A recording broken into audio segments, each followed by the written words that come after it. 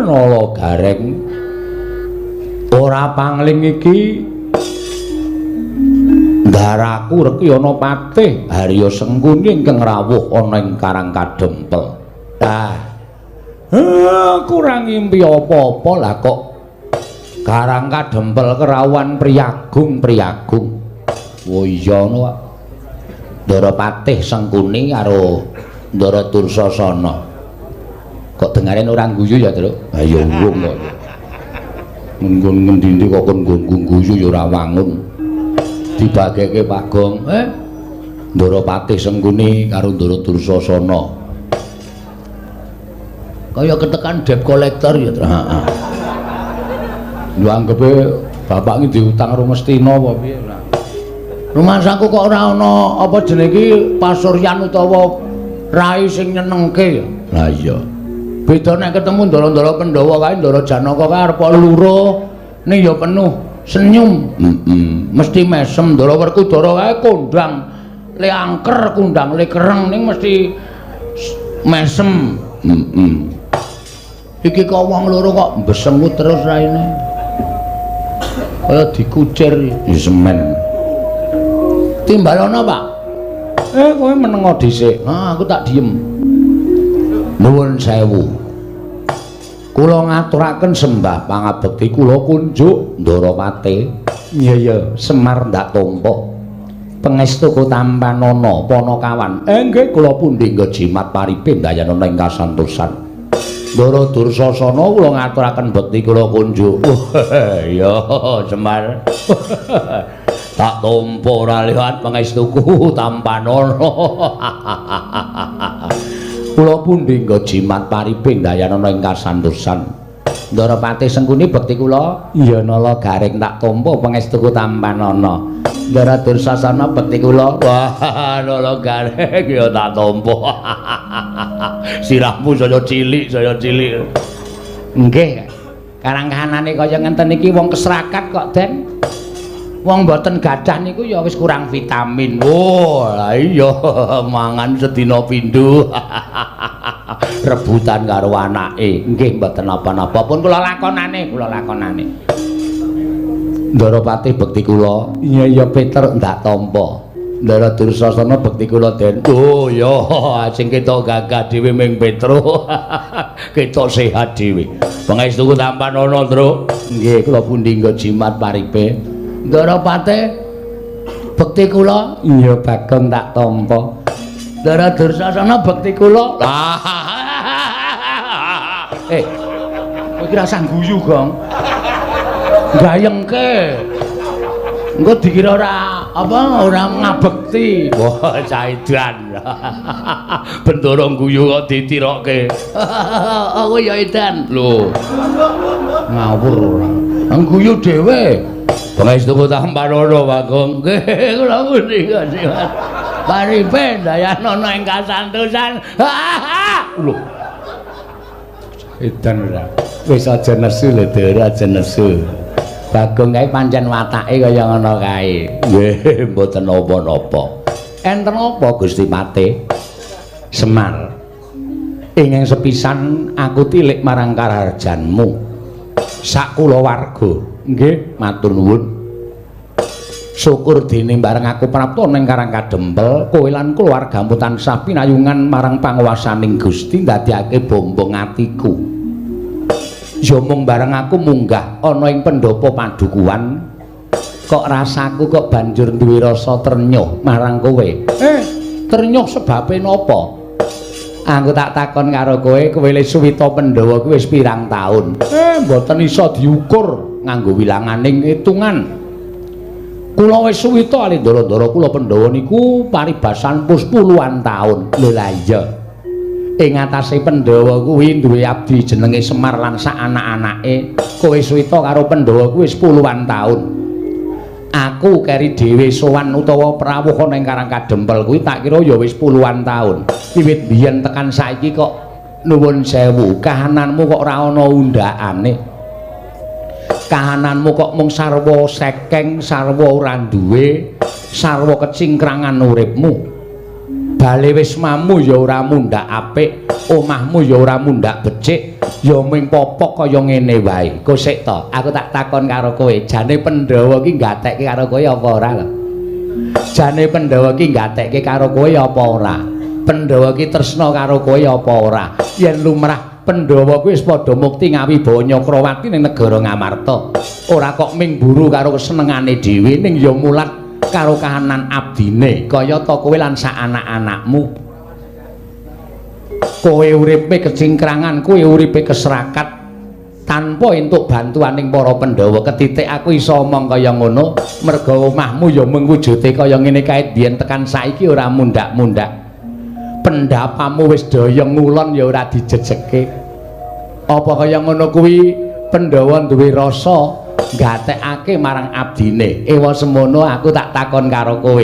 Kowe iki jane kena kemayan apa, kena gendam apa, kok tetep suwita marang para Pandhawa.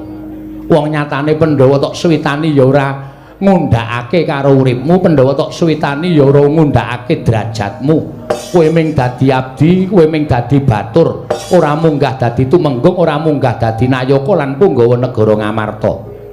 Coba saiki aku tak takon karo kowe, apa kaya ngono kuwi duwe rasa gatekake Pandhawa marang Semar lan sak anak-anake. Kuwi lho dirungokke Mar. Ora ming waton buru karo kekarepamu dhewe. Saiki tak takon, ngendikaning Paman Sengkuni kuwi kowe iki ora tau diwenehi apa-apa karo Pandhawa kok le senengmu karo Pandhawa ki nganti kepati-pati. Dadi abdining Pandhawa persasat tekan saiki ora ana undhakane kaya kowe iki tetep nglesot ana ngareping Pandhawa jane sing entuk goleki apa. Wah, pendapa sepuro ora tau ana iki ya malah pendapa kok payone gendeng separo, plastik separo. Iki apa pantes dadi papan panggonane abdining Pandhawa ingkang tuhu dadi satriya ingkang kondhang kalukengrat. Oh, bronjong. Bronjong sapa? Baladupak. Iya. Iya pancen belah kuwi kudu tok gatekake man. Oh, biyen-biyen nek kowe gelem melu Kurawa, biyen-biyen nek kowe gelem diboyong nang negara Ngastina, wah, saiki wis ditretes sinten mripatmu.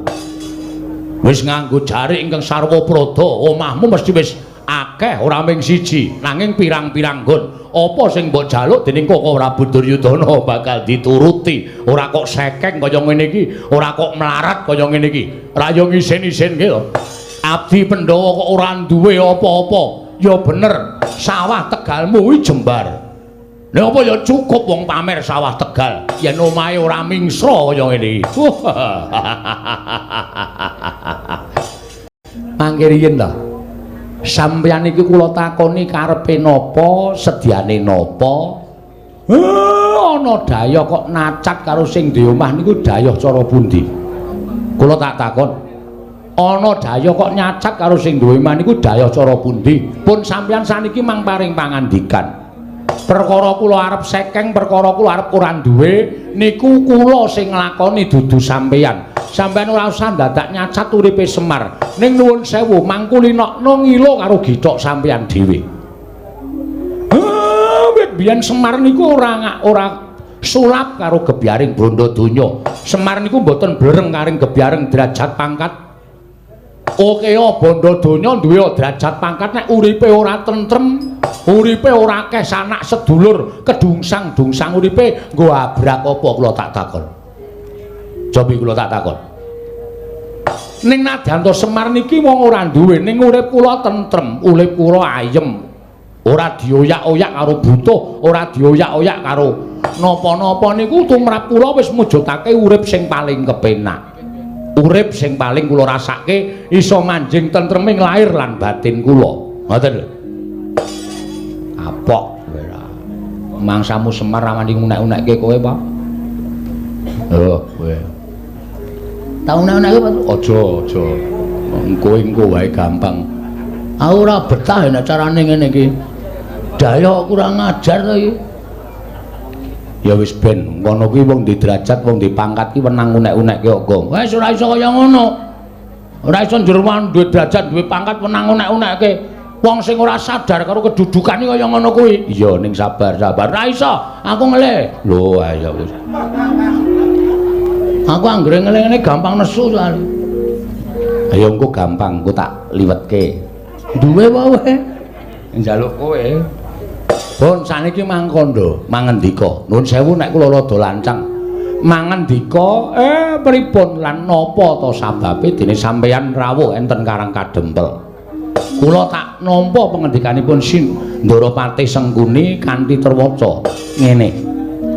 Aku prapta ning Karang Kadempel iki diutus dening anak Prabu Duryudana. Dene anak Prabu Duryudana kuwi nampa sasmita. Lan entuk sasmitaning dewa yen to dewa bakal matedhakake wahyu ing ngaran wahyu katentreman. Monggo ngendikaning sinuwun Prabu Ngastina. Wahyu katentreman kuwi nuwun sewu lho ingkang dadi lantaran Kakang Semar Badranaya. Mula tumuli aku diutus dening anak Prabu Ngastina supaya sowan menyang Karang Kadempel ingkang wigati mboyong marang Kakang Semar rawuh ana ing negara Ngastina. Dadi lantaran tumedhaking wahyu katentreman. Sediaku mung cukup kuwi. Lan upama Kakang Semar kuwi gelem diboyong marang negara Ngastina, aku ngaturake panuwun ingkang tanpa pepindhan. Nanging yen to Kakang Nayantaka ora kersa diboyong marang Ngastina, nuwun sewu lho, ora jeneng aku meden-medeni karo Kakang Nayantaka, aku nggawa Kurawa segelar sepapan. Yen dijum Saronaris ora kena, nuwun sewu, paripaksa aku kudu meksa karo Kakang Semar. Yen perlu Karang Kadempel tak bumi angus supaya Kakang Nayantaka gelem prapta ning negara Ngastina.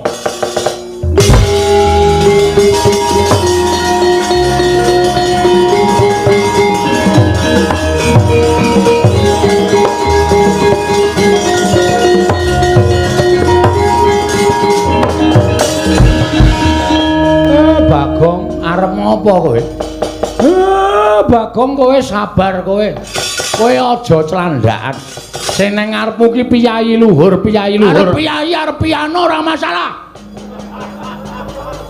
Iki menyangkut harga diri, Pak. Kowe dunake ngono kok meneng bae kowe iki Semar asli wae udu. Bagong nesu ring nesu. Meneng. Aku sing nandangi Patih Sengkuni.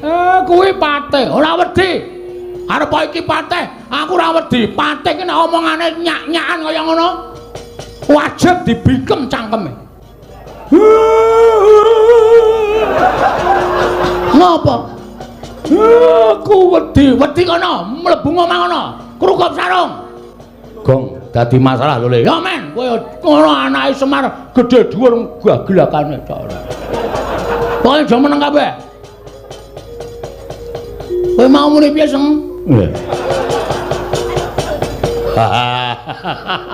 Sampeyan ya ora tata-tata.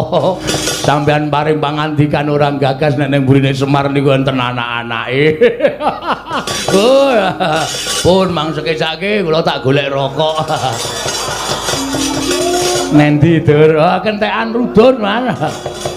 Adune kowe wedi mboten kula tenggo teng jaba. Balen ana omonganmu Patih Sengkuni. Yen bapakmu ora gelem diboyong marang negara Ngastina, aku nggawa Kurawa segelar sepapan.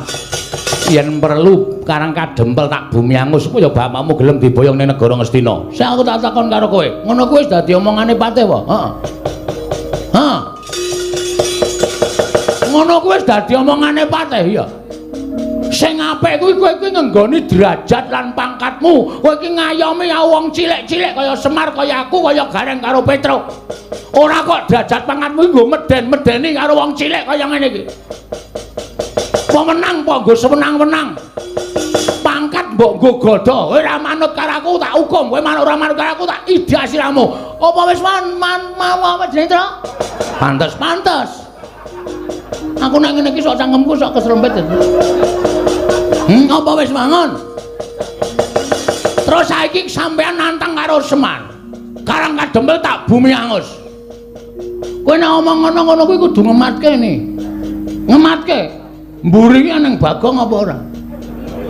Aku ki ketua Linmas Karang Kadempel. Dadi nek kowe ngrasani Karang Kadempel arep gawe bumi angus ki padha karo kowe ngilani jadane Bagong kowe. Aku nek wis nesu ngene iki ora wedi karo sapa-sapa. Aja kok menungso. Pahit aku mung siji, aku bener. Nah aku bener aja kok menungso, dewa mudhun kowe tak tantang. Hah? Ora percaya apa? Semar iki dewa, bola-bali tak tantang. Ya Pak ya. Iki Sang Hyang Ismanto, Ismaya, ha? Ismaya. Iki bola-bali tak tantang iki mergo aku bener, bapak salah. Bapak nyatane ya ora wani. Ha komeng pate. Kowe iki walah nini. Kowe iki nek ndek derajat pangkat kowe suwi-wiyah karo wong cilik kaya ngono kuwi tak omongi wis to. Kowe iki ora langgeng lek mudal duwe derajat pangkat. Ora langgeng. Kurang-kurang bejane urang tutuk masa periodemu wis disogok rakyat saka ngisor gledhak saka kursi. Muni wae. Kowe aja nyepelekke kawula ngene iki balaku akeh. Kancaku pirang-pirang. Nek cangkemku gelem elek aku provokator wong sakarang kadempel. Kowe dikroyok wong sakarang kadempel modar nang kene kowe seng. Gong kuwi patih. Ya men. Aku ora ngajeni karo derajat pangkate. Ora wedi aku nek patih kudune dibasani kok omongane sapenake dhewe kaya kernet. Saiki arep ngopo kowe? Yen ngono kowe wani karo aku. Lho saiki piye to? Genah wis bengok-bengok kaya ngene kok darani rawani iki piye to? Wah, SDM rendah. SDM ki apa, Gong? Susu telur madu. Sumber daya manusia, sumber daya pemberdayaan manusia. Hah? Ayo muni ae. Kowe wani mungsuh Kurawa. Aja kok Kurawa 100, anake Kurawa kon maju kabeh. Kon sisan kroyok Bagong. Nek aku nganti kalah karo Kurawa, nglalu aku tak ndak. Aku golek wong kena corona tak sedot viruse. Mati aku. Asli kuwi. Asli, aku iki ra ngematke kok lakon ngene iki wis bola-bali to. Kowe ngetokke Kurawa ya kalah terus to. Kowe isih arep ngetokke Kurawa. Kowe iki pate goblok banget pisan. Wis takono iki sing rawuh dalang-dalang akeh. Tau apa Bagong kalah karo Kurawa? Ora ana, ora payu wayang tak kandhani. Ning mesti menang. Ning sak gedhakan iki durung karuan. Kana dibariske Kurawa. Tak trajang ijen. Ora mundur Kurawa aja tundang Bagong. Iki merganing pati. Ah, kowe iki kesuwen. Nek ngene iki mau langsung muni gamelane terus kowe metu terus suasanane iki tegang. Patih klemak-klemek ora. Kono gawe lemper kono. Prek. Ate padake wong rewang. Ayo mau mundur. Ora mundur. Aku sing arep ngajar karo kowe, Pak.